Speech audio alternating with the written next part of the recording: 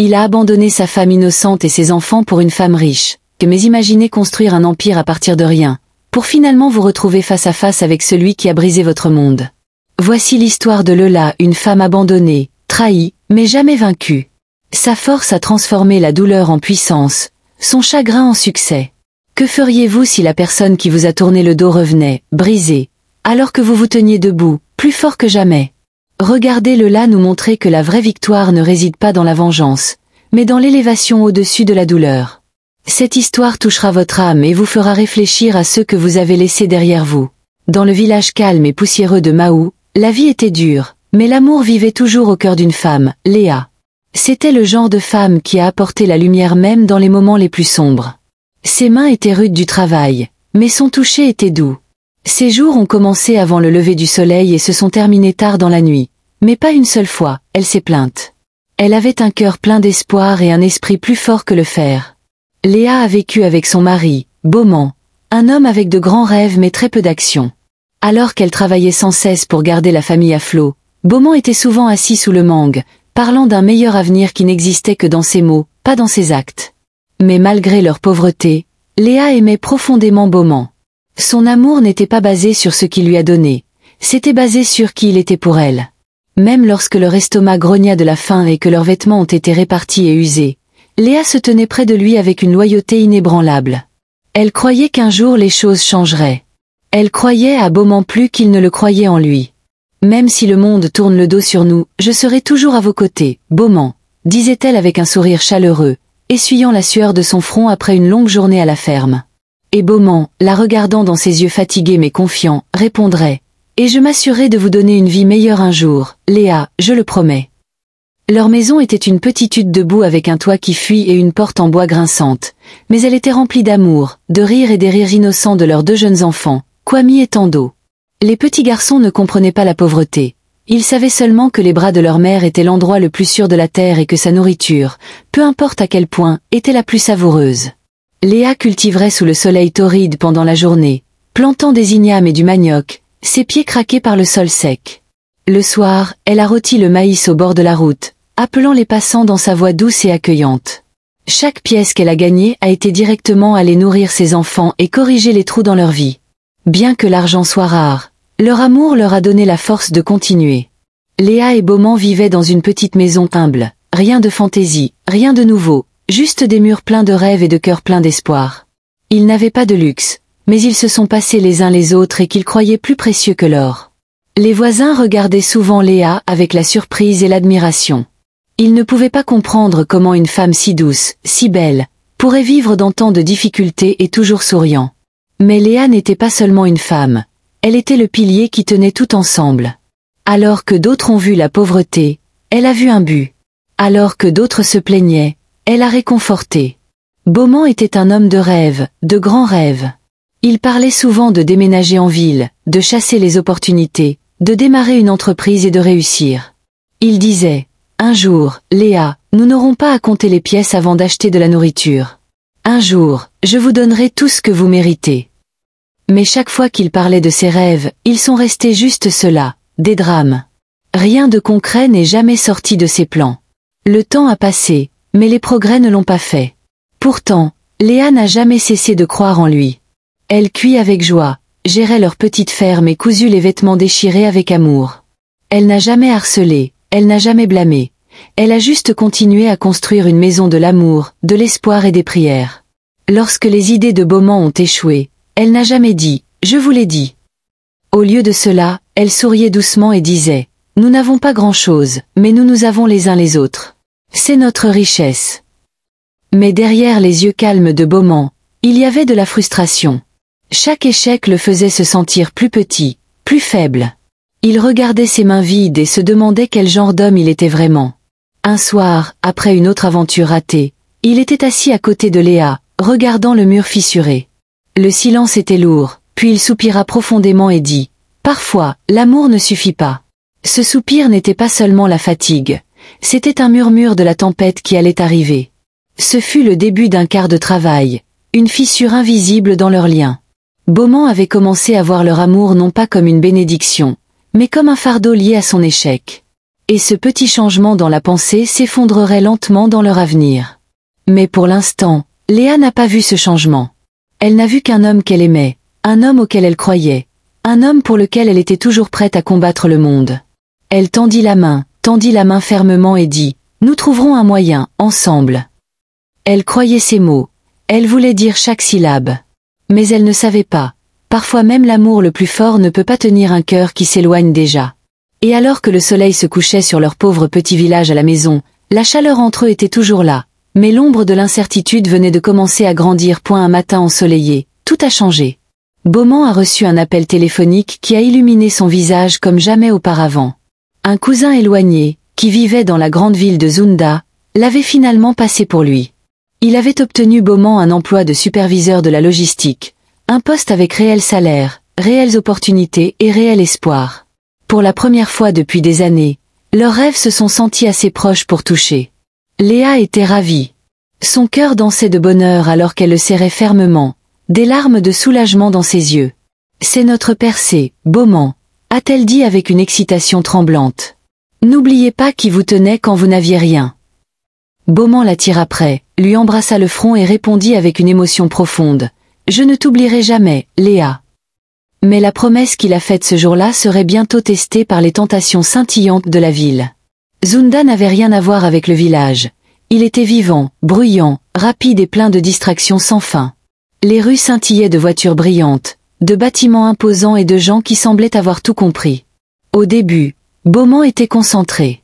Il a travaillé dur, a appelé Léa tous les soirs et a envoyé de l'argent chez lui. Mais lentement, quelque chose a commencé à se déplacer. À Zunda, Beaumont n'était plus seulement un pauvre villageois. Il portait des costumes, assise des réunions et a été respecté. Il a commencé à se sentir important, quelque chose qu'il n'avait pas ressenti depuis longtemps. Et puis, comme le destin jouant une astuce cruelle, il a rencontré Aéra. Aéra était tout ce que le village n'avait pas, glamour, puissance, charme. C'était une riche femme d'affaires qui marchait comme elle était propriétaire du monde. Les gens l'ont remarqué lorsqu'elle est entrée dans une pièce. Son parfum, sa voix, sa présence, c'était comme un sort. Beaumont a été attiré par elle, d'abord professionnellement, puis émotionnellement. Elle a admiré son travail, a salué ses idées et l'a fait sentir vue d'une manière qu'il n'avait pas ressentie auparavant. Il ne fallut pas longtemps avant que les réunions commerciales ne se transforment en dîners privés, et l'admiration s'est transformée en tentation. La ville changeait Beaumont. Le même homme qui était assis sous l'arbre du village, rêvant avec Léa, s'est maintenant retrouvé à profiter de vins coûteux, de chemises en soie et d'une compagnie somptueuse. Il a commencé à appeler moins souvent chez lui. Son ton devenait plus froid, plus court, et chaque fois qu'il lui rappelait ses racines, il le brosserait de silence ou d'irritation. Léa, toujours plein d'espoir, a essayé de croire que ce n'était que du stress, que la ville le fatiguait. Elle ne savait pas que son mari s'éloignait, pris dans l'éclat d'un nouveau monde et d'une nouvelle femme. Aéra ne lui offrait pas seulement du réconfort, elle nourrissait son ego, lui faisant sentir qu'il méritait plus que ce qu'il avait avec Léa. Beaumont, autrefois un homme qui chérissait l'amour de sa femme par-dessus tout, était maintenant aveuglé par le statut, la richesse et le frisson d'un nouveau style de vie. Et dans les coins calmes de son cœur, le souvenir des sacrifices de Léa a lentement commencé à s'estomper sous le bruit des lumières de la ville et des mensonges doux. Ce qui a commencé comme une bénédiction s'est transformé lentement en tempête. Mais Léa ne l'a pas vu venir. Elle priait toujours pour lui tous les soirs, portait toujours le même sourire et croyait toujours en la promesse qu'il a faite autrefois de ne jamais l'oublier. Mais Zunda avait déjà commencé à réécrire l'histoire de Beaumont. Les jours se sont transformés en semaines et les semaines se sont transformées en mois. La distance entre Léa et Beaumont n'était plus seulement des kilomètres, c'était un silence croissant. Ses appels sont devenus plus courts, plus froids et ont finalement arrêté. Au début, Léa a essayé de se convaincre que ce n'était que le stress de son nouvel emploi, que la ville le submergeait peut-être. Elle attendait patiemment, espérant un message, un appel, même une note vocale, tout se sentant à nouveau près de son mari. Mais rien n'est venu. Puis un matin, une lettre est arrivée. Ce n'était pas le genre de lettre dont elle avait rêvé, pas une lettre remplie de mots aimants ou une promesse de revenir bientôt. C'était une lettre au revoir, froide, sans cœur et finale. J'ai trouvé quelqu'un de mieux, Léa. J'ai continué. N'essayez pas de me trouver. Les mains de Léa tremblaient en lisant les mots. Ses genoux ont cédé et elle s'est effondrée au sol, serrant la lettre à sa poitrine. Son cœur se brisa en morceaux et une douleur profonde et insupportable se précipita dans son âme. L'homme qu'elle avait aimé à chaque souffle, l'homme auquel elle avait tenu à côté quand il n'avait rien, l'avait maintenant jeté comme si elle ne voulait rien dire du tout. Des larmes coulèrent sur son visage alors qu'elle tenait la lettre, lisant les mots encore et encore, espérant qu'il changerait en quelque sorte. « Comment pourriez-vous me faire cela, à nos enfants, après tous les sacrifices ?» cria-t-elle, sa voix résonnant dans la pièce vide. Les nouvelles se sont répandues rapidement dans le village. Les mêmes voisins qui admiraient autrefois sa force et sa dévotion chuchotaient maintenant derrière son dos. Certains riaient cruellement, d'autres l'ont piquée. Ils l'ont appelée la femme qui a été laissée, celle qui ne suffisait pas, celle qui a été remplacée. Partout où elle allait, elle sentit la piqûre des yeux de jugement. Même ses enfants ont commencé à demander « Maman, quand le papa revient-il ?» Et à chaque fois, Léa forcerait un sourire et disait « Bientôt », même si son cœur connaissait la vérité. La douleur de la trahison a couru profondément, mais Léa a refusé de la laisser la casser complètement. Elle essuya ses larmes, se tenait debout et leva la tête haute. Si le monde voulait se moquer de elle, laissez-les. Elle connaissait sa valeur. Elle savait que l'amour qu'elle avait donné était pur et réel. Et bien que Bomani l'ait oubliée, elle a refusé d'oublier qui elle était, une femme de force, d'amour et de dignité.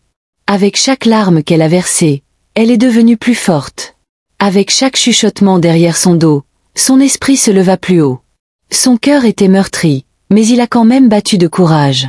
Elle était déterminée à survivre, non seulement pour elle-même, mais pour ses enfants. Elle ne laisserait pas la trahison de Bomani définir son histoire. Au fond, elle croyait en quelque chose de plus grand.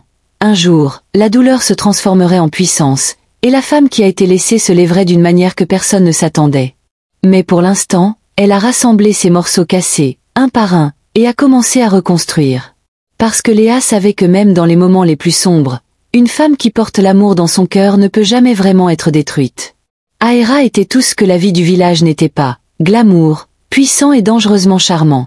Sa beauté n'était pas seulement dans son apparence, c'était dans la façon dont elle marchait, la façon dont elle parlait, la façon dont elle commandait chaque pièce qu'elle entra. Elle vivait dans un manoir si grand, même Bomani a dû faire une pause et reprendre son souffle la première fois qu'il est intervenu. Les murs brillaient, les lustres scintillaient comme des étoiles, et chaque coin chuchotait la richesse. Il y avait des robinets en or dans la salle de bain, des tapis importés sur les planchers et des serviteurs qui se déplaçaient silencieusement comme des ombres. Au début, Bomani avait l'impression de vivre dans un rêve. Aéra l'a changé avec des combinaisons de luxe, des concepteurs, des montres-bracelets qui coûtent plus cher que tout son mariage, des repas gastronomiques servis dans des assiettes en argent. Il n'était plus l'homme du village qui partageait une seule tasse de gari avec sa femme. Il était maintenant un homme de classe, un homme qui a goûté du vin au lieu de l'eau, un homme qui se sentait puissant juste en se tenant à côté d'Aéra. Mais ce que Bomani ne réalisait pas, c'est que ce rêve était venu avec des cordes lourdes qui commenceraient bientôt à l'étouffer. Aéra était douce, oui, mais seulement quand les choses se sont déroulées. Son affection est venue en vagues et son humeur a changé comme le vent. Parfois, elle le regardait avec des yeux pleins d'admiration, l'appelant son roi. D'autres fois, elle lui rappelait exactement qui il était avant de le polir. « Vous êtes uniquement spécial parce que je vous ai rendu spécial, rappelez-vous cela », disait-elle, sa voix comme un velours enroulé autour d'un couteau. Ces mots ont piqué, mais Bomani les poussa de côté. Il s'est dit que c'était juste sa façon de parler, qu'elle ne le pensait pas. Il était trop aveuglé par la vie brillante pour voir les fissures se former autour de lui. Il a commencé à perdre son ancien moi, son humilité, ses racines, ses valeurs. L'homme qui rêvait autrefois à côté de Léa ne faisait que rêver de grimper plus haut dans le monde d'Aéra, même si cela signifiait marcher sur tout ce qui comptait autrefois. Chaque jour, Bomani s'approchait de cette vie de confort et de contrôle. Il n'a pas remarqué comment Aéra le regardait comme un faucon, comment elle a remis en question chacun de ses mouvements, comment ses dons sont venus avec des chaînes invisibles. Il avait échangé l'amour contre le luxe, mais le luxe avait sa propre prison, et bien que les portes soient en or, ils étaient toujours verrouillés. Il n'a plus appelé Léa. Il ne pensait même pas à elle, au village ou aux enfants. Les difficultés auxquelles ils ont été confrontés ressemblaient à une histoire lointaine d'une autre vie. Il était trop occupé à jouer le rôle qu'Aéra avait écrit pour lui. Mais dans l'ombre de son palais, un avertissement se formait lentement. L'amour d'Aéra n'était pas du tout l'amour, c'était le contrôle. C'était de la puissance vêtue de parfums et de perles. Et tôt ou tard, Le prix serait bien plus grand que tout ce que Bomani avait jamais imaginé.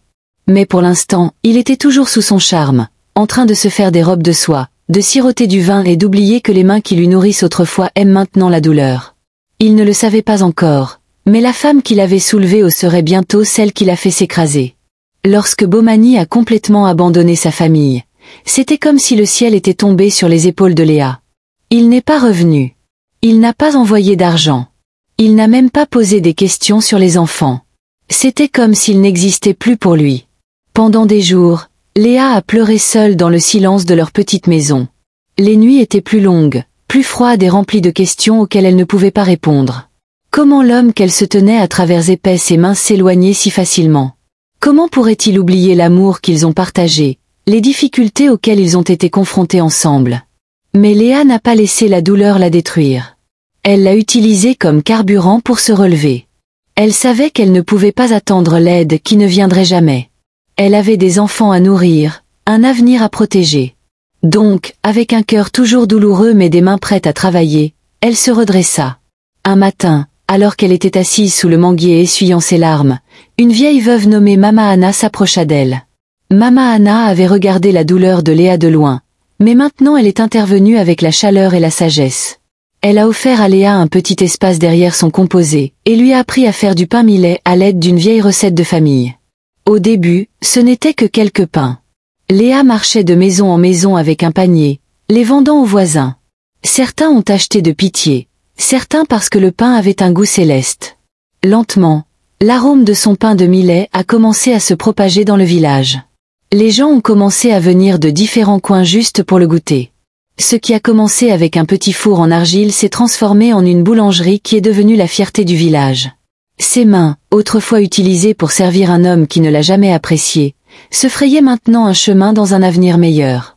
Mama Anna est devenue plus qu'un mentor, elle est devenue la mère que Léa n'a jamais eue. Chaque fois que Léa se sentait faible ou effrayée, Mama Anna lui rappelait « Votre force sera votre arme, Léa.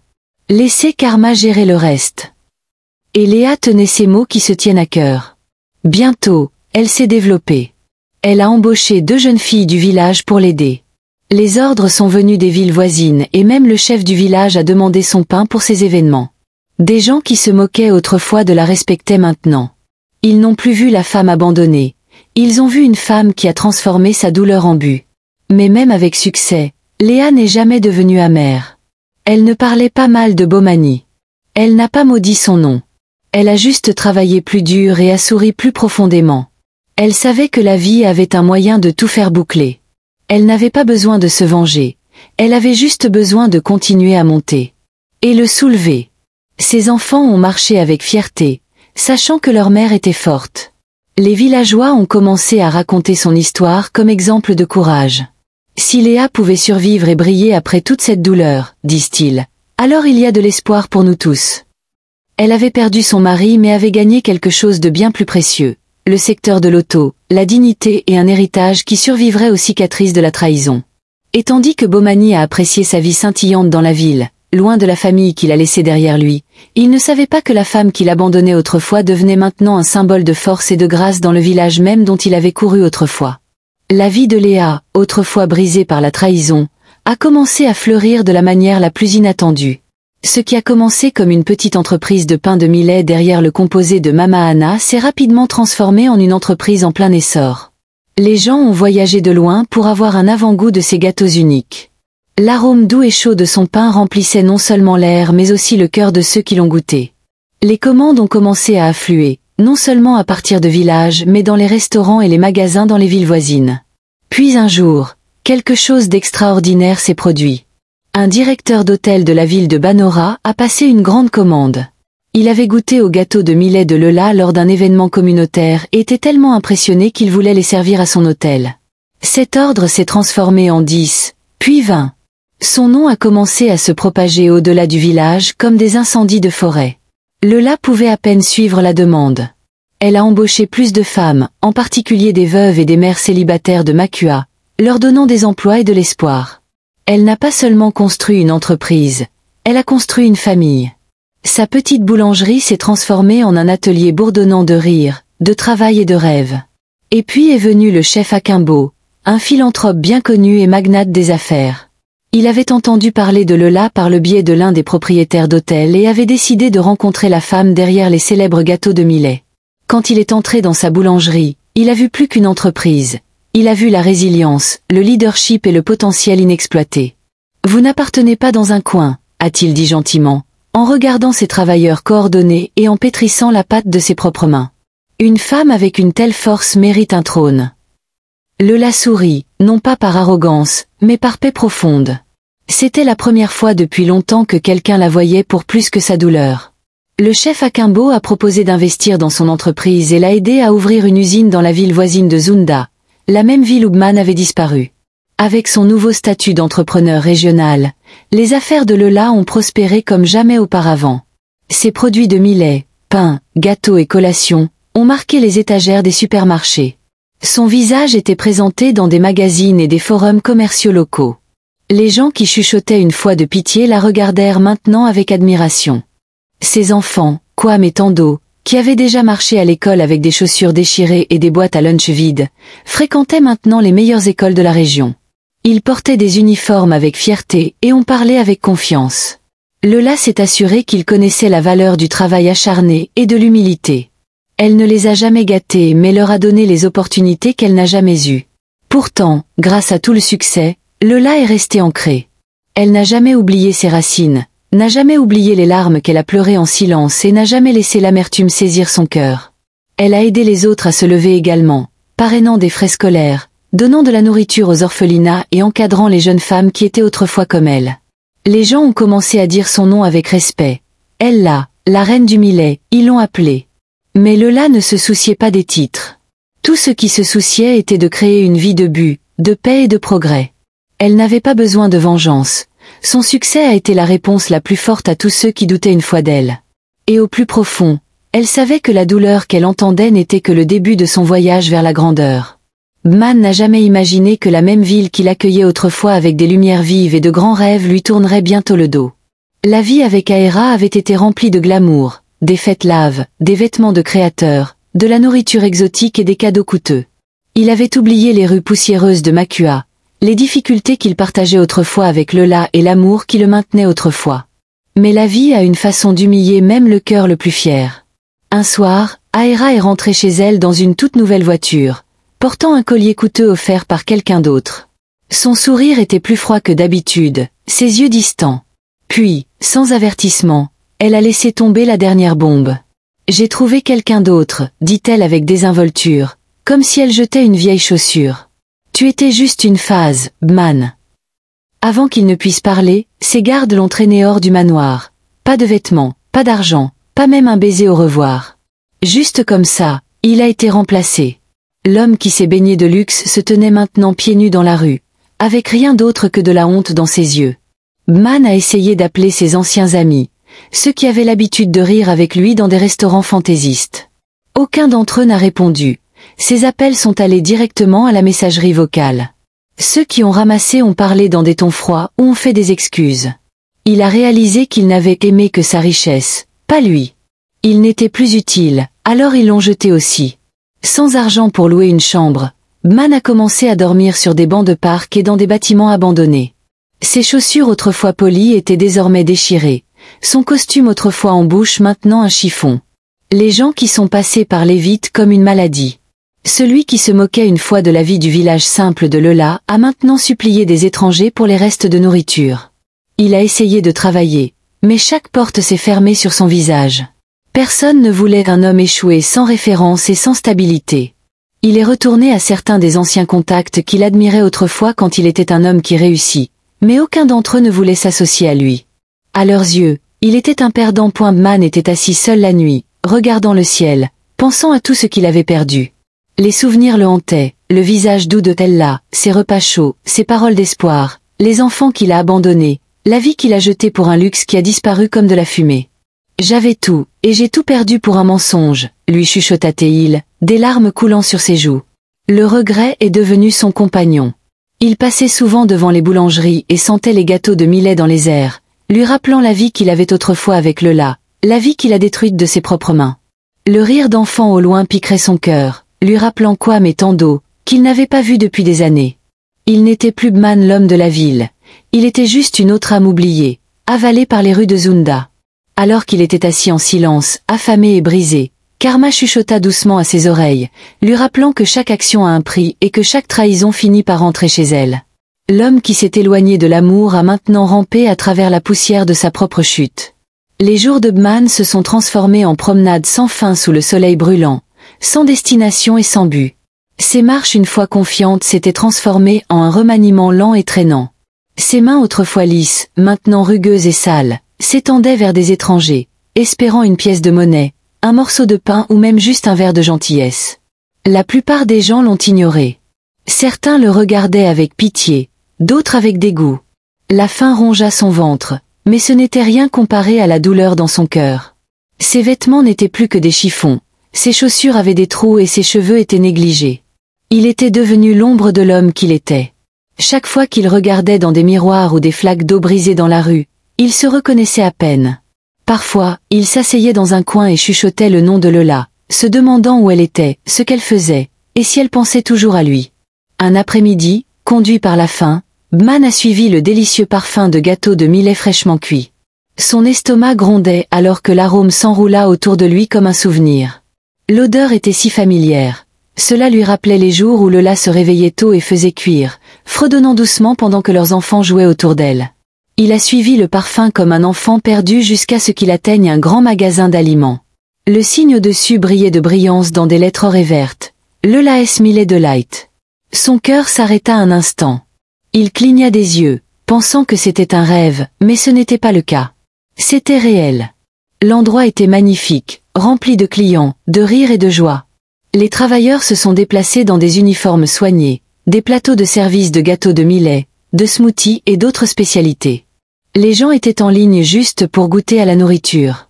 L'odeur, la configuration, le nom, tout a crié. Et là, au centre de tout cela, était le nom qu'il avait trahi, Lola.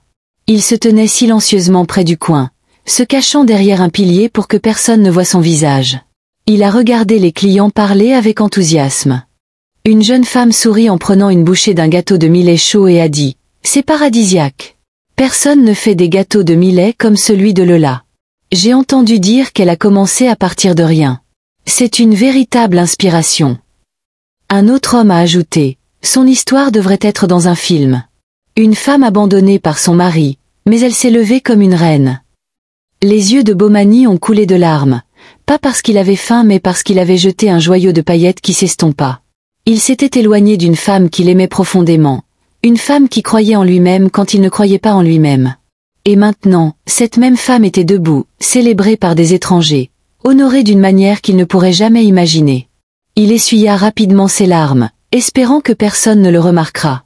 Il n'a pas osé avancer, n'a pas osé demander de la nourriture. Il ne pouvait pas se résoudre à être vu, pas comme ça. Il se tenait donc là à l'ombre du succès qu'il avait autrefois mais perdu, regardant silencieusement, pleurant tranquillement et ressentant une douleur plus profonde que toute faim ou regret. Ce jour-là, le soleil commençait à peine à se coucher, jetant une lueur dorée à travers les rues animées. Lola venait d'arriver à l'un de ses nouveaux emplacements de franchise pour surprendre son personnel et vérifier les affaires. Elle sorta de sa voiture élégante, vêtue d'élégance mais portant la même humilité qu'elle avait toujours. Alors qu'elle s'approchait de l'entrée, ses yeux ont soudainement aperçu une silhouette familière, pliée et penchée faiblement contre le mur près de son stand de nourriture. Son souffle prit dans sa gorge. C'était Bani. Ses cheveux étaient désordonnés, ses vêtements en lambrissaient et son visage presque méconnaissable, mais le regard dans ses yeux, ce regard cassé, était celui qu'elle savait trop bien. Pendant un moment, son cœur tremblait. Des souvenirs ont inondé son esprit, les nuits qu'ils ont passées à parler de rêves, le rire de leurs enfants, la douleur de sa trahison. Elle se tenait immobile, figée entre le pardon et la fureur, entre la compassion et la prudence. Les clients et le personnel se sont déplacés, ignorant le moment silencieux se produisant au coin du stand. Bomani leva la tête lentement et leurs yeux se sont rencontrés. Il a vu la femme qu'il abandonnait autrefois, la femme qui était maintenant puissante, gracieuse et inébranlable. Il baissa les yeux de honte. Lola se dirigea calmement vers lui. Pas de colère, pas de larmes, juste de la force à chaque étape. Elle le regarda dans les yeux et sa voix est sortie douce mais ferme. « La vie a un moyen d'enseigner des cours, a-t-elle déclaré. Tu m'as appris la douleur, mais cette douleur a construit mon empire. Les lèvres de Bomani tremblaient. Il ne pouvait plus retenir les larmes. Il s'agenouilla devant elle, sa voix à peine un murmure. Pardonne-moi. J'étais aveugle. Je pensais que j'en voulais plus, mais je ne savais pas que j'avais déjà tout. Le moment était lourd, et tout le monde à proximité a commencé à regarder tranquillement, sentant quelque chose de se déroulant émotionnel. Lola regarda l'homme qui avait été son monde, maintenant réduit à rien par ses propres choix. Ses yeux arrosaient légèrement, mais elle a refusé de laisser la douleur la gouverner à nouveau. Elle s'est tournée vers l'un de ses employés et a dit « Emballez un repas chaud ». En quelques instants, un repas soigneusement emballé lui a été remis. Elle retourna à Bomani, tendit sa main et le lui a donné. Pas en tant qu'épouse, non pas comme quelqu'un qui cherche une vengeance, mais comme un être humain choisissant la dignité plutôt que l'amertume. « Mangez bien, dit-elle simplement, puis se retourna et s'éloigna, la tête haute, les marches fermes et la lumière cardiaque. Les gens qui regardent ont commencé à chuchoter. Certains applaudissent, d'autres ont essuyé les larmes, pas parce qu'ils ont fait pitié de Bomani mais parce qu'ils admiraient Lola. Elle n'avait pas besoin de se venger. Son succès a été la réponse la plus bruyante à chaque trahison qu'elle avait jamais affrontée. Bomani était assis là en tenant le repas chaud, mais aucune nourriture ne pouvait remplir le vide en lui maintenant. Il n'a pas seulement perdu une femme, il a perdu un guerrier, une reine, une femme dont l'amour aurait pu construire un royaume avec lui. Mais il a tout échangé contre des illusions qui se sont estompées comme de la poussière. Et comme les derniers rayons de la lumière du soleil touchaient son visage fatigué, il se chuchota, « J'étais un imbécile. » Parce que parfois dans la vie, les gens que vous abandonnez lorsque vous poursuivez les rêves sont ceux qui sont censés vous aider à les atteindre. Et quand la lumière s'estompe, seuls ceux qui se tenaient dans votre obscurité peuvent vraiment vous voir. C'était le triomphe de Lola et son plus profond regret. Si cette histoire touchait votre cœur, prenez un moment pour réfléchir. Combien de personnes avons-nous abandonnées, oubliées ou prises pour acquises, pour réaliser leur vraie valeur quand il est trop tard? La force, la grâce et la résilience de Lola nous rappellent qu'aucune douleur n'est jamais gaspillée et que le karma n'oublie jamais. Son voyage de heartbreak à l'honneur est une leçon puissante pour nous tous. Ne vous tournez jamais le dos à ceux qui se tenaient avec vous quand vous n'aviez rien parce que lorsque la vie tourne, ils pourraient être les seuls à se soucier vraiment. Si vous ressentiez sa douleur, si vous admirez son courage, si vous croyez à la justice et à la deuxième chance, ne laissez pas ce message s'arrêter ici. Partagez cette histoire avec quelqu'un qui a besoin de l'entendre. Laissez-le inspirer, guérir et rappeler aux autres que l'amour, la loyauté et la force intérieure dépasseront toujours la trahison. Veuillez aimer cette vidéo si elle vous a déplacé. Partagez-le pour toucher le cœur de quelqu'un d'autre, et n'oubliez pas de vous abonner pour plus d'histoires qui parlent à l'âme. Merci d'avoir regardé. Votre soutien signifie le monde.